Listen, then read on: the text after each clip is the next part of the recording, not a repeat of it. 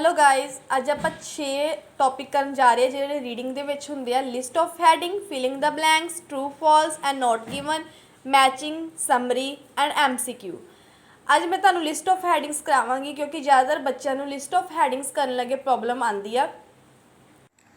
Guys ਆਪਾਂ ਅੱਜ ਆਵਲੀ ਰੀਡਿੰਗ ਦੀ ਲਿਸਟ ਆਫ ਹੈਡਿੰਗ ਸੋਲਵ ਕਰਾਂਗੇ। Why companies should welcome disorders.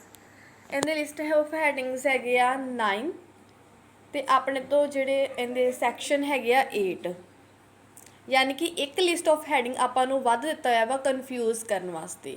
ਅਤੇ ਇਹਦੇ ਜਿਹੜੇ 8 ਲਿਸਟ ਆਫ ਹੈਡਿੰਗਸ ਹੈਗੇ ਜਿਹੜੇ ਹਰ ਇੱਕ ਪੈਰਾਗ੍ਰਾਫ ਦੇ ਨਾਲ ਮੈਚ ਕਰਨਗੇ। ਹੁਣ ਆਪਾਂ ਉਹ ਲੱਭਣੇ ਆ ਕਿ ਕਿੱਦਾਂ ਮੈਚ ਕਰਦੇ ਆ।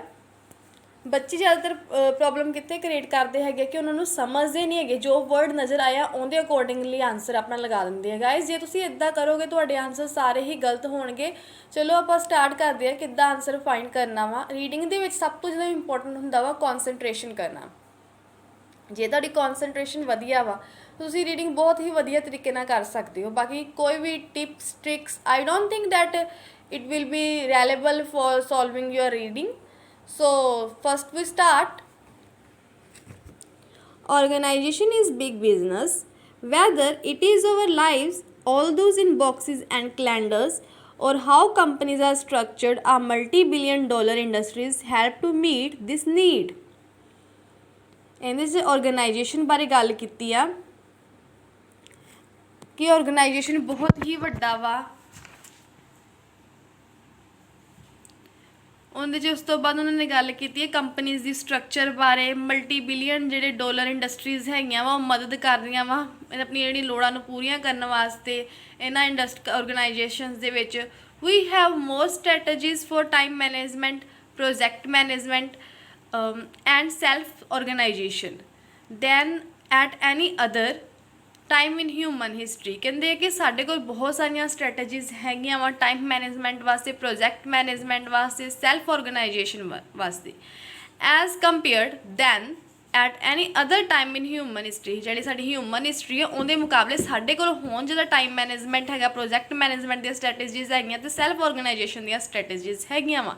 ਇਹਦੇ ਉਹਨਾਂ ਨੇ ਸਟ੍ਰੈਟਜੀਜ਼ ਦੀ ਗੱਲ ਕੀਤੀ। ਵੀ ਲੋਕ ਦੱਸਦੇ ਪਏ ਆ ਉਹਨਾਂ ਬਾਰੇ ਗੱਲ ਕੀਤੀ ਉਹਨਾਂ ਤੋਂ।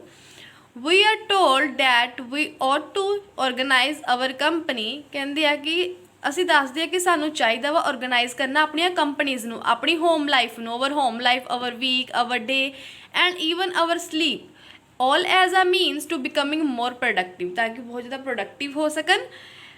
Every week, countless seminars and workshops take place around the world to tell a paying public that they ought to structure their lives in order to achieve this। ਕਹਿੰਦੇ ਕਿ ਸਾਨੂੰ ਹਰ ਹਫਤੇ ਕਾਊਂਟਲੈਸ ਸੈਮੀਨਾਰਸ, ਵਰਕਸ਼ਾਪਸ ਜਿਹੜੀਆਂ ਵਾ around ਦਾ world organise ਕਰਦੇ ਰਹਿਣਾ ਚਾਹੀਦਾ ਵਾ ਤਾਂ ਕਿ ਜਿਹੜੇ ਆਪਣੇ ਅਚੀਵ ਕਰ ਸਕੀਏ ਆਪਾਂ ਆਪਣੇ ਗੋਲ ਆਪਣੀ ਲਾਈਫ ਦੇ। The rhetoric has also crept into the thinking of business leaders and entrepreneurs, much to the delight of self-proclaimed perfectionists with the need to get everything right. The number of business school and graduates has massively increased over the past 50 years, essentially teaching people how to organize well। ਇੰਚ ਵੀ ਉਹਨਾਂ ਦੱਸਿਆ ਗਿਆ ਵਾ ਕਿ ਪਾਸ ਦਾ ਨਾਲ compare ਕੀਤਾ ਗਿਆ ਵਾ ਕਿ ਕਿੱਦਾਂ ਇੰਨੇ ਜਿਹੜੇ ਸਕੂਲ ਜਿਹੜੇ ਇੰਨੇ ਗ੍ਰੈਜੂਏਟਸ ਇਨਕਰੀਜ਼ ਹੋਏ 50 ਸਾਲਾਂ ਦੇ ਵਿੱਚ ਅਤੇ ਟੀਚਿੰਗ ਉਹਨਾਂ ਦੇ ਔਰਗੇਨਾਈਜ਼ ਕਰਨ ਦਾ ਤਰੀਕਾ ਦੱਸਿਆ ਗਿਆ। ਔਰਗੇਨਾਈਜੇਸ਼ਨ ਨੂੰ ਔਰਗੇਨਾਈਜ਼ ਕਰਨ ਦਾ ਤਰੀਕਾ ਦੱਸਿਆ ਗਿਆ। ਨਾਲ ਹੀ ਨਾਲ ਇਸ ਪੈਰਾਗ੍ਰਾਫ ਦੇ ਵਿੱਚ ਕੰਪੇਅਰਮੈਂਟ ਕੀਤਾ ਗਿਆ ਵਾ ਪਾਸਟ ਨੂੰ ਅਤੇ ਉਹਨਾਂ ਦੀ ਹਿਊਮਨ ਲਾਈਫ ਨੂੰ। ਇਹਨੇ ਸਾਰੇ ਆਪਣੀ ਹੋਮ ਲਾਈਫ, ਅਵਰ ਡੇ ਐਕਟੀਵਿਟੀਜ਼ ਇਹਦੇ ਬਾਰੇ ਗੱਲ ਕੀਤੀ ਗਈ ਹੈ। ਹੁਣ ਚਲੋ ਵੇਖਦੇ ਹਾਂ ਇਹ ਜਿਹੜਾ ਪੈਰਾਗ੍ਰਾਫ ਆ ਕਿਹੜੇ ਲਿਸਟ ਆਫ ਹੈਡਿੰਗ ਨਾਲ ਮੈਚ ਕਰਦਾ ਵਾ। ਜਿਹੜੇ ਲਿਸਟ ਆਫ ਹੈਡਿੰਗ ਦੀ ਗੱਲ ਨਹੀਂ ਕੀਤੀ ਹੋਗੀ ਆਪਾਂ ਉਹਨਾਂ ਨੂੰ ਕੱਟੀ ਜਾਵਾਂਗੇ। ਫਸਟ ਆਪਾਂ ਸਟਾਰਟ ਕਰਦੇ ਹਾਂ complaints about the impact of a certain approach. ਕਿਸੇ ਵੀ ਕੰਪਲੇਂਟ ਬਾਰੇ ਇਹਦੇ 'ਚ ਕੋਈ ਵੀ ਗੱਲ ਕੀਤੀ ਗਈ ਸੀਗੀ ਨਹੀਂ, ਇਸ ਲਈ ਆਪਾਂ ਇਹ ਲਿਸਟ ਆਫ ਹੈਡਿੰਗ ਕੱਟ ਦਾਂਗੇ। Fundamental belief that are fact incorrect. ਕੋਈ ਵੀ ਫੰਡਾਮੈਂਟਲ ਬਿਲੀਫ ਬਾਰੇ ਗੱਲ ਕੀਤੀ ਕਿ ਜਿਹੜਾ ਬਿਲਕੁਲ ਸਹੀ ਨਾ ਹੋਵੇ, no. Early recommendations concerning business activity. ਕੋਈ ਪਹਿਲੀ ਰਿਕਮੈਂਡੇਸ਼ਨ ਬਾਰੇ ਗੱਲ ਕੀਤੀ ਗਈ ਹੋਵੇ ਜਿਹੜੀ ਬਿਜ਼ਨਸ ਐਕਟੀਵਿਟੀਜ਼ ਬਾਰੇ ਨਾਲ ਰਿਲੇਟਡ ਹੋਵੇ, ਨਹੀਂ, ਕੋਈ ਨਹੀਂ ਗੱਲ ਕੀਤੀ ਗਈ। ਉਸ ਤੋਂ ਬਾਅਦ organisation that put a new approach into practice. Organisation ਨੇ ਕੋਈ ਨਵੀਂ ਅਪਰੋਚ ਦਿੱਤੀ ਹੋਵੇ, ਕੋਈ ਵੀ ਨਹੀਂ ਦਿੱਤੀ। Companies that have suffered from changing their approach, companies कोई अप्रोच उन्होंने बदलने ਦੇ ਨਾਲ ਉਹਨਾਂ ਨੇ ਕੁਝ ਚੇਂਜ ਕੋਈ ਸਫਰ ਕੀਤਾ ਹੋਵੇ, ਇਹਦੀ ਬਾਰੇ ਕੋਈ ਗੱਲ ਨਹੀਂ ਹੋਈ। ਉਸ ਤੋਂ ਬਾਅਦ ਲਾਸਟ ਤੋਂ ਦੇਖਦੇ evidence that a certain approach can have more disadvantages than advantages. ਇੰਚ ਡਿਸਐਡਵਾਂਟੇਜ ਜਾਂ ਐਡਵਾਂਟੇजेस ਦੀ ਕੋਈ ਗੱਲ ਕੀਤੀ ਹੋਈ ਨਹੀਂ ਗਈ। Neither approach guarantees continuous improvement, ਇੰਚ ਕਿਸੇ ਅਪਰੋਚ ਦੀ ਗਰੰਟੀ ਦੀ ਜਾਂ ਫਿਰ ਕੰਟੀਨਿਊ ਇੰਪਰੂਵਮੈਂਟ ਦੀ ਕੋਈ ਗੱਲ ਨਹੀਂ ਕੀਤੀ ਗਈ।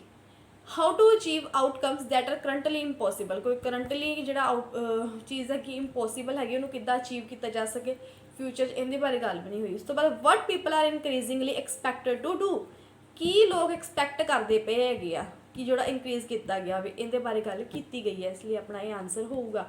ਕਦੋਂ ਕੀਤੀ ਗਈ ਹੈ? ਜਦੋਂ ਉਹਨਾਂ ਨੇ ਕਿਹਾ ਸੀਗਾ ਸੈਕਿੰਡ ਪੈਰਾਗ੍ਰਾਫ ਦੇ ਵਿੱਚ ਕਿ ਸਾਨੂੰ ਆਹ ਵਾਲੀਆਂ ਸਟ੍ਰੈਟਜੀਜ਼ ਯੂਜ਼ ਕਰਨੀਆਂ ਚਾਹੀਦੀਆਂ ਵਾ ਤਾਂ ਕਿ ਜਿਹੜੇ ਆਪਾਂ ਬਿਕਮਿੰਗ ਮੋਰ ਪ੍ਰੋਡਕਟਿਵ, ਤਾਂ ਕਿ ਆਪਾਂ ਜਿਹੜਾ ਬਹੁਤ ਜ਼ਿਆਦਾ ਪ੍ਰੋਡਕਟਿਵ ਹੋ ਸਕੀਏ ਆਪਣੀ ਲਾਈਫ ਦੇ ਵਿੱਚ।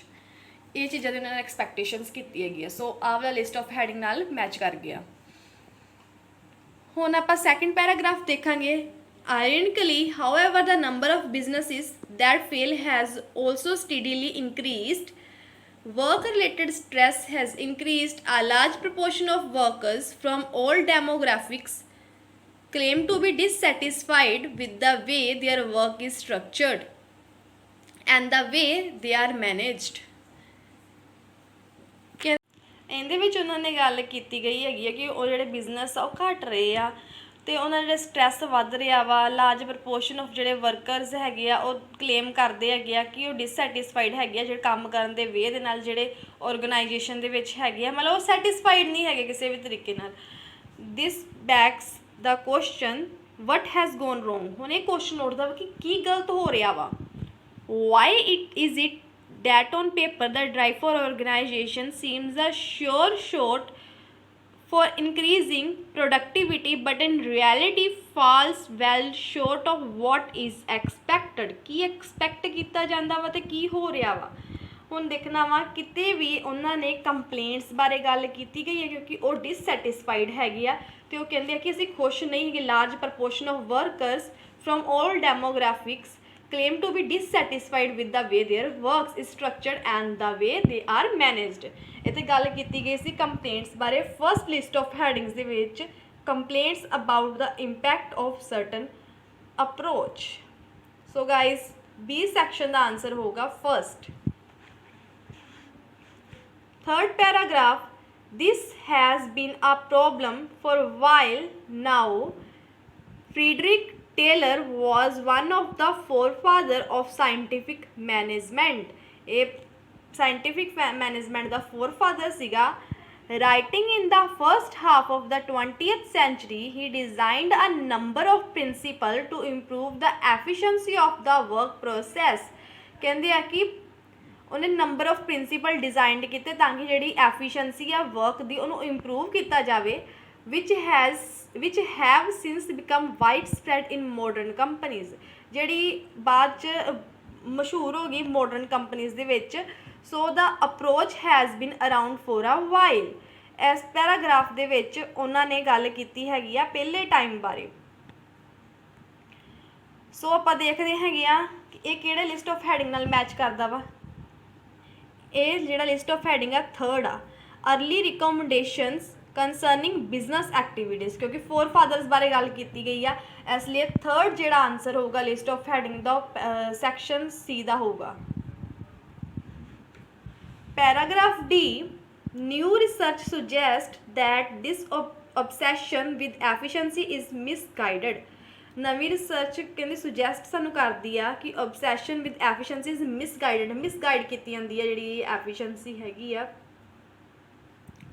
The problem is not necessarily the management theories or strategies we use to organize our work, it's the basic assumption we hold in approaching how we work। ਇਹ basic assumptions ਹੈਗੀ ਆ ਕਿ ਅਸੀਂ ਕੰਮ ਕਿੱਦਾਂ ਕਰਦੇ ਹੈਗੇ ਆ। Here it's the assumption that order is necessary condition for productivity। This assumption has also fostered the idea that disorder must be detrimental to organizational productivity।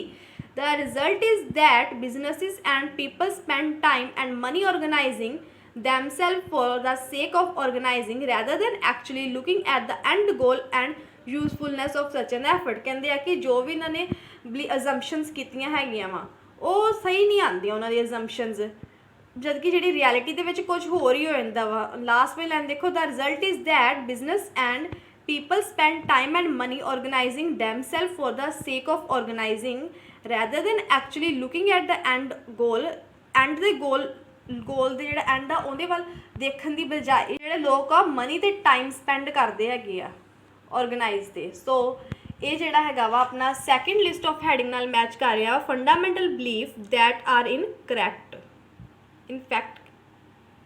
So guys ਮੈਨੂੰ ਲੱਗਦਾ ਵਾ ਤੁਸੀਂ ਇਹਦਾ ਬੈਨੀਫਿਟ ਲਿਆ ਹੋਊਗਾ ਅਤੇ ਅੱਗੇ ਤੋਂ ਤੁਸੀਂ ਲਿਸਟ ਆਫ ਹੈਡਿੰਗ ਇਸ ਵੇ ਨਾਲ ਸੋਲਵ ਕਰੋਗੇ ਤਾਂ ਕਿ ਤੁਸੀਂ ਜਿਹੜੇ ਹਾਈਅਰ ਬੈਂਡ ਸਕੋਰ ਗੈਟ ਕਰ ਸਕੋ। ਅਤੇ ਮੈਨੂੰ ਉਮੀਦ ਆ ਕਿ ਤੁਸੀਂ ਬਿਲਕੁਲ ਐਸੇ ਤਰੀਕੇ ਨਾਲ ਸੋਲਵ ਕਰੋਗੇ, ਕੌਨਸਨਟ੍ਰੇਸ਼ਨ ਨਾਲ, ਅਤੇ ਹਰ ਤੁਹਾਡਾ ਜਿਹੜਾ ਲਿਸਟ ਆਫ ਹੈਡਿੰਗ ਬਿਲਕੁਲ ਸਹੀ ਹੀ ਜਾਵੇਗਾ।